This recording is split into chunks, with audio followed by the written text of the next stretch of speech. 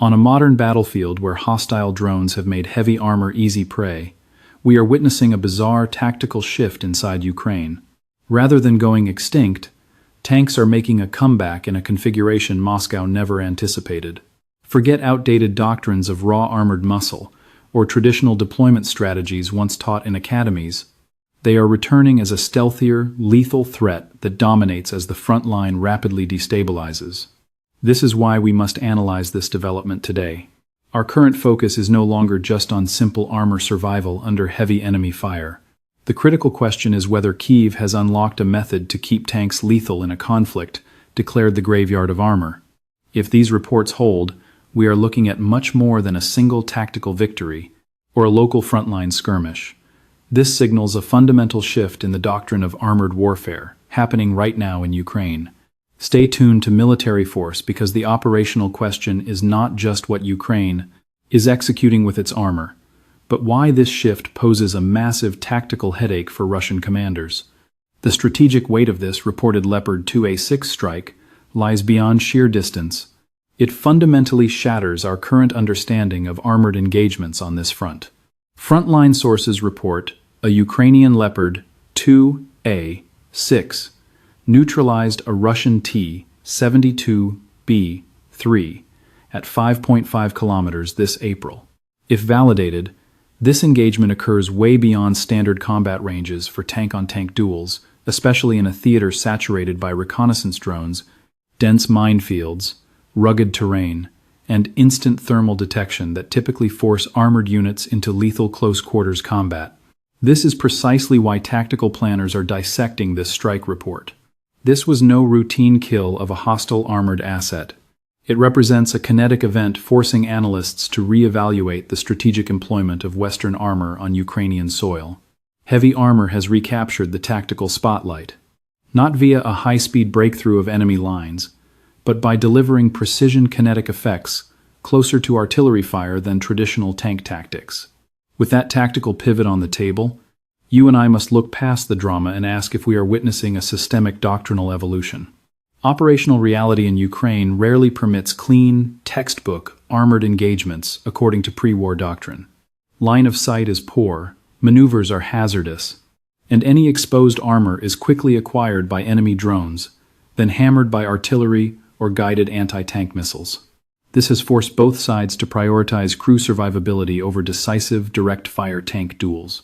Thus, a 5.5-kilometer strike disrupts this pattern, utilizing a completely different tactical calculus. It indicates highly coordinated surveillance, meticulous setup, and calm execution over chaotic close-range dogfights. Kyiv is deploying the Leopard 2A6 as a standoff weapon, not just a direct assault platform. Threatening hostile armor from extreme standoff ranges completely alters the strategic value of Western-supplied tanks. It evolves from a survivable defensive platform into an offensive asset capable of shaping the battle space before the enemy localizes the threat. At this point, a single, confirmed kill transitions from an isolated anomaly into a tactical trend we must monitor. However, strict operational analysis demands caution.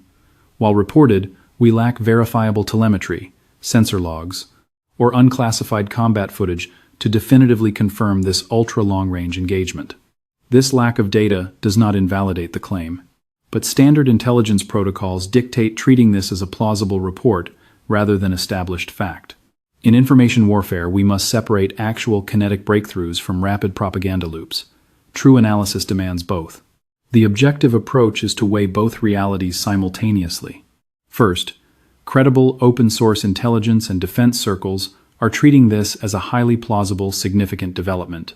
Second, without raw target telemetry, our strategic conclusions must remain highly guarded. We must avoid groundless speculation and focus on how Kyiv is adapting elite Western armor to survive intense modern combat pressure. That tactical evolution is the real story unfolding on the ground.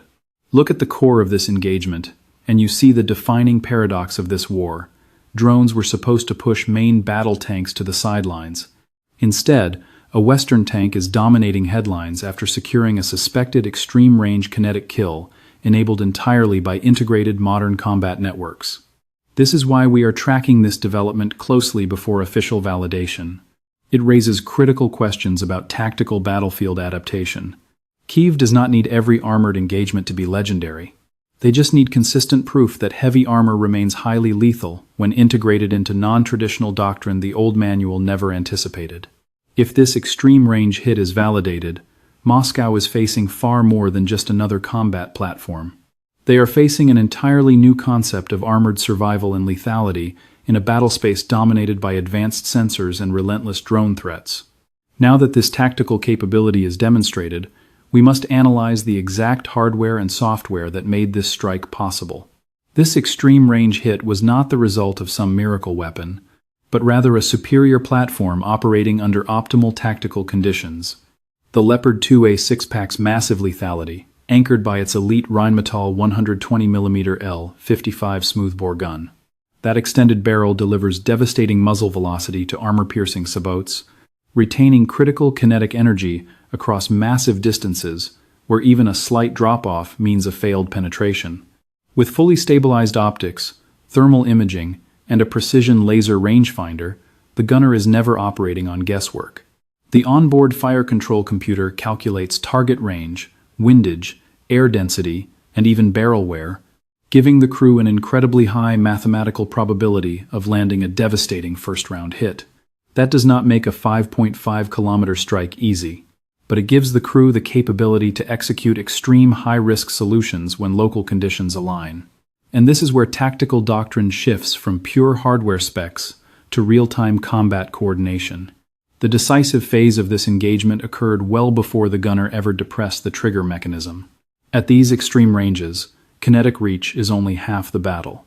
The true obstacle is target acquisition, tracking, and plotting a rapid-firing solution. That is where tactical reconnaissance drones become force multipliers. An overhead drone, likely painted the hostile T-72B3, tracked its movement vector and transmitted precise telemetry directly back to the waiting Leopard crew.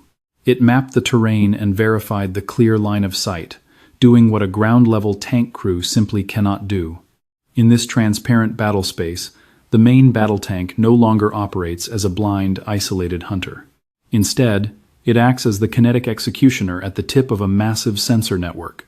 Once you grasp that architecture, this strike stops looking like a lucky, isolated shot and starts looking like the deliberate product of a networked battlefield. This digital integration is absolutely vital when target vulnerability windows are measured in mere seconds. To secure a kinetic kill at this extreme range, the hostile armor had to be stationary, slow-rolling, or exposing a critical physical vulnerability at the worst possible moment. Tracking a high-speed target at 5 kilometers is nearly impossible, even with advanced ballistics and computerized sights. But the moment an enemy vehicle stops or exposes its vulnerable turret ring or lower front plate, the threat becomes highly targetable. In this scenario, split-second timing was just as critical as the hardware. The incoming shell still required maximum terminal energy, but the target had to remain perfectly positioned in a highly vulnerable posture. This is precisely why real-time surveillance dominates modern armored combat. It is not just about spotting targets. It is about waiting patiently for the enemy to expose the exact structural weak point that turns a low-probability shot into a confirmed kill. Once that telemetry feeds into the gunner station, our heavy armor begins operating under an entirely new combat paradigm. This indicates that the Leopard 2A6 did not achieve peak lethality solely from its physical main gun. Its threat level escalated exponentially by linking the platform with overhead drones and real-time sensor updates in a unified loop. That is the critical tactical takeaway here. If this 5.5-kilometer strike is verified, the takeaway is not just that a kinetic projectile covered a massive distance. The real breakthrough is that Ukrainian forces are linking aerial reconnaissance and heavy armor fires with the rapid precision required for a seamless kill chain. Under this unified network, the main battle tank is no longer just a solo hunter searching and firing on its own. It acts as the final hammer of a massive tactical network that detects, tracks, and locks the target before pulling the trigger. As this combat network evolves, the pressure on Russian armor will not stem from a single weapon, but from an entire arsenal of synchronized systems working as one. The critical development here is that Ukraine is pushing the Leopard 1A5 into a role it was never built to handle.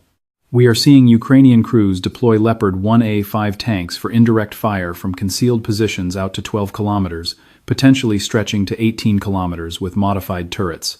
This represents a massive tactical shift in tactical logic. The Leopard 1A5 is a legacy main battle tank, not a purpose-built self-propelled howitzer. Simply put, the Ukrainians are converting a direct fire assault platform into a long-range artillery support asset, showing how this brutal war of attrition forces rapid battlefield innovation under intense combat pressure. The tactical necessity here is highly obvious. Any armor operating in the open is instantly spotted by hostile drones, targeted by heavy counter-battery fire, and hunted down. In contrast, firing from a heavily concealed position dramatically boosts combat survivability, especially on a modern battlefield where the skies are thick with hostile sensors, and a single tactical error means instant destruction. This does not make the Leopard 1A5 a flawless howitzer, but it yields critical, sustained fire support without risking the asset in high-intensity frontal assaults. This is not about the romantic glory of armor. It is cold, hard battlefield math, and we must pay close attention. There is also a concrete technical precedent for this sudden shift in armored tactics. Reports on Belgium's upgrade program for the Leopard 1 highlighted the Cockerill 3105 turret and its 105mm gun, designed specifically for indirect fire from concealment, a rarity for Western armor. This upgrade path provides a clear blueprint for transforming legacy Leopard hulls into highly effective support assets that defy traditional expectations on the front line. Do not assume every Ukrainian Leopard 1A5 now carries this advanced configuration. Rather, active combat realities and global defense markets are aligning both now reward mobile weapon systems that can strike hard, stay hidden, and redeploy before enemy counter-battery salvos lock on. This is how an aging Cold War relic transitions from obsolete surplus into a highly adaptive mobile firebase. The strategic implications stretch far beyond a single tank variant. The Ukrainian military is not simply trying to preserve armor. They are actively reshaping how armor is deployed.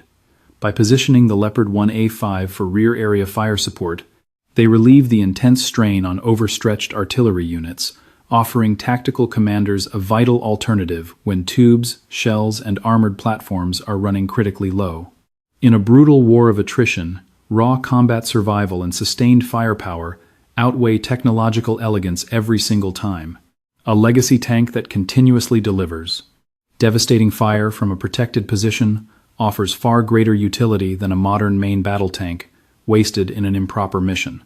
This shift in deployment must be analyzed as a brilliant battlefield adaptation, not a minor tactical anomaly. This operational paradigm completely redefines our understanding of modern armored warfare. The Leopard 1A5 is no longer restricted to traditional concepts of breakthroughs, speed, and direct fire clashes. Instead, Ukrainian commanders are shifting the platform toward a survival-first role built around concealed firing positions, calculated fire support, and rapid displacement post-strike. This exact tactic aligns with the broader reality of this conflict, where combat assets must be fiercely protected, and every single vehicle must justify its existence under drone-saturated skies. Make no mistake, the true headline is not that Ukraine stumbled onto an odd use for old armor. The real story is the fundamental reorganization of armor around maximum endurance, range, and tactical flexibility. This doctrine shift brings us to the critical tactical question: how is Ukraine keeping these aging hulls alive under relentless drone onslaughts? What makes this specific Leopard 1A5 engagement so staggering is not just the number 52, but what that metric reveals about armored survivability in a modern drone war. Official reports state one Leopard 1A5 survived 52 drone strikes in a single day, continuing its fire support mission instead of becoming a charred wreck on the battlefield. In this theater, that level of resilience is unprecedented, especially since FPV kamikaze drones remain the most lethal and feared threat to modern armored combat vehicles. A main battle tank is heavy, costly, and devastating, but none of that ensures survival when low-cost loitering munitions strike from any angle the second a crew slips up. So when a Leopard survives under this extreme pressure, our focus shifts away from simple armor thickness. The critical question is whether Kyiv has found a viable tactical doctrine to keep armor operational under relentless drone threat. Let's look at the strategic shift. Do not dismiss this defensive field rigging as mere crude improvisation. It functions as an advanced battlefield survival package, engineered against a lethal new threat. Operational intelligence details protective layers of steel cages, wire netting, add-on plating, and spiky metal cable arrays. The tactical logic is solid. These standoff modifications can slice a drone's rotors, force a premature detonation, or redirect the shaped charge blast away from the hull's critical weak points. This does not make the platform invincible, nor does it guarantee every hostile strike fails. What it does is force Russian drone operators to execute far more complex missions, demanding more time, more airframes, and vastly more effort for a kill that once came easily. Once a main battle tank absorbs that level of impact and remains mission-capable, its overall combat value shifts. This operational shift becomes even more apparent when we analyze armor doctrine through a broader strategic lens. Commanders are not deploying armor for obsolete breakthrough operations, relying on massive charge tactics to breach defensive lines by speed and weight alone. Instead, they are repurposing these assets into highly adaptable combat platforms tailored to specific sectors, threats, and missions. A tank acts as long-range artillery here, a mobile direct-fire asset in another sector, or a hardened defensive strongpoint when high drone density denies open maneuver. This represents a massive shift in military doctrine, treating the tank less as an offensive symbol and more like a precision element integrated within a multi-domain battle network. Under this light, the tank is no longer a historical relic, but an evolving platform optimized for modern, high-intensity conflict. This core dynamic sits at the absolute center of our tactical assessment today. Kyiv is not claiming armor has regained its youth. They are proving tanks remain relevant by increasing survivability, maximizing fire discipline, and fighting within a system defined by electronic sensors and rapid field modifications. Ultimately, armored warfare now relies less on legacy doctrine and far more on rapid, real-time adaptation under fire. And when tactical evolution expands beyond structural field modifications to include advanced pre-combat simulator pipelines, the strategic picture becomes far more lethal. Ukraine's operational edge comes not just from raw combat capability, but from the rigorous preparation crews undergo before rolling onto the line. Forces are training Leopard 2A4 crews using mixed reality simulation, bypassing the exclusive need for real vehicles and live munitions. Open-source reports from April 2nd confirm this initiative integrates high-end headsets provided by Find Reality and Varjo, delivering 39 simulation suites in the initial phase, a program valued at $8.45 million. The tactical objective is crystal clear. Crews master drill procedures, interior coordination, and target acquisition repeatedly without expending fuel, depleting high-wear engine hours, or burning critical tank ammunition reserved for frontline engagements. In an attritional war, operational readiness is about resource management, not just raw bravery or steel. It is a race to rapidly and cost-effectively convert training cycles into lethal frontline capability. Let's zoom out to the broader theater-wide scale. This virtual pipeline preserves scarce armored assets while rapidly building combat proficiency under safe conditions. With heavy armor desperately needed on the zero line, conventional field exercises impose a massive operational cost. Active chassis require maintenance. Live-fire drills deplete ammunition stock. Operational wear degrades critical propulsion and gun components before the tank ever reaches its designated engagement zone. Simulation mitigates this logistical burden. It removes high-value armor from training risk, preserving vital hulls for active offensive operations rather than basic instruction. Put simply, Kyiv is not just generating combat-ready crews, they are aggressively conserving their limited armor inventory. This calculation becomes stark when contrasted against massive Russian armor losses. Here is where the true attrition gradient becomes visible.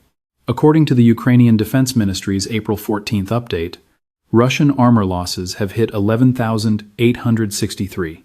Even accounting for combat propaganda, the strategic reality is clear. Russia is enduring massive, compounding armor casualties over a relentless timeline. Meanwhile, Ukrainian commanders are squeezing maximum combat life and critical value and peak lethality from every surviving armored asset.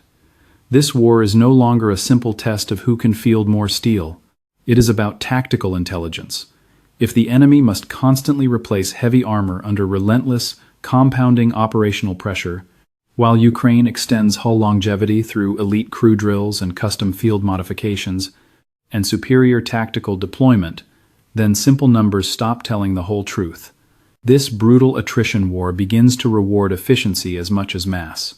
This is why the strategic takeaway goes far beyond a single Leopard variant or specific training regimen. Our intelligence shows Ukraine integrating legacy platforms with advanced Western hardware, leveraging real-time telemetry and agile doctrine into a system built to dominate a drone-saturated battlefield. To be clear, this does not shift the strategic balance of power overnight, but it proves that tactical adaptation is now a decisive weapon, a force that seamlessly unifies tech, crew preparation, forward-sensing networks, and highly creative armor employment, can sustain a critical advantage in this grueling war of attrition. When these factors align, the strategic debate is no longer whether heavy armor is obsolete. It is about which command structure adapts faster to weaponize them under these lethal new rules of engagement. What we must analyze here is not merely a single long-range strike by a Leopard 2A6 crew, nor one Leopard 1A5, surviving brutal drone strikes, but the massive tactical shift driving both actions. We are seeing Ukrainian forces pioneer a completely new tactical doctrine. Instead of deploying armor for outdated, single-purpose assault missions, they are distributing armor assets across multi-role tasks, including long-range direct-fire missions, defilated indirect fire support, and hardened defensive positions designed to withstand relentless hostile drone saturation.